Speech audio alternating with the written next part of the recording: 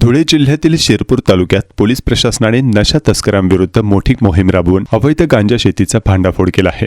One विभागाच्या राखीव जमिनीवर मोठ्या प्रमाणावर लावण्यात आलेली कोट्यवधींची किंमत असलेली ही गांजाची शेती शोधून पोलिसांनी पूर्णपणे नष्ट केली। जामण्यापाणी परिसरातील अतिदुर्गम भागात केलेल्या या धाडसी कारवाईत पोलिसांनी 1 कोटी रुपयांपेक्षा अधिक किमतीचा गांजा जागेवरच जाळून राख केला। शिरपूर पोलीस ठाण्याचे पोलीस निरीक्षक जयपाल हिरे यांना गोपनीय सूत्रांतून माहिती मिळाली होती की जामण्यापाणी गावाच्या सीमेत वन विभागाच्या राखीव जमिनीवर काही अज्ञात व्यक्तींनी मोठ्या प्रमाणावर गांजाची शेती केली आहे। परिसर डोंगराळ आणि घनदाट जंगलात असल्याने जप्त केलेली गांजाची झाडे पोलीस स्टेशनपर्यंत आणणे अत्यंत कठीण होते।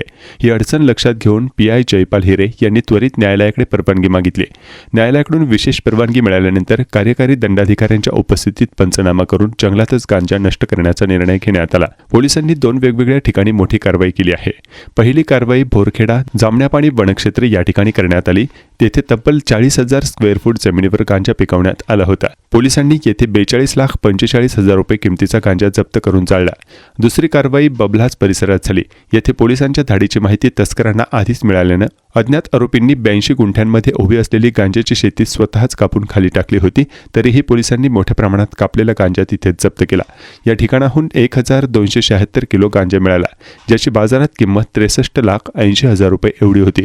पोलिसांनी हा संपूर्ण साठा एकत्र करून जागेवरच जाळून नष्ट केला। या संपूर्ण मोहिमेत धुळे पोलिसांनी वन विभागाच्या हद्दीत एकूण 122 गुंठे जमीन नशामुक्त केली।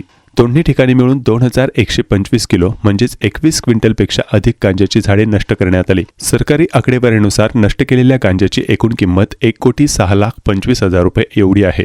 जंगलाच्या अतिदुर्गम भागात सुरू असलेल्या या अवैध धंद्यामागे कोण आहेत याची पोलिसांकडून तपास सुरू आहे।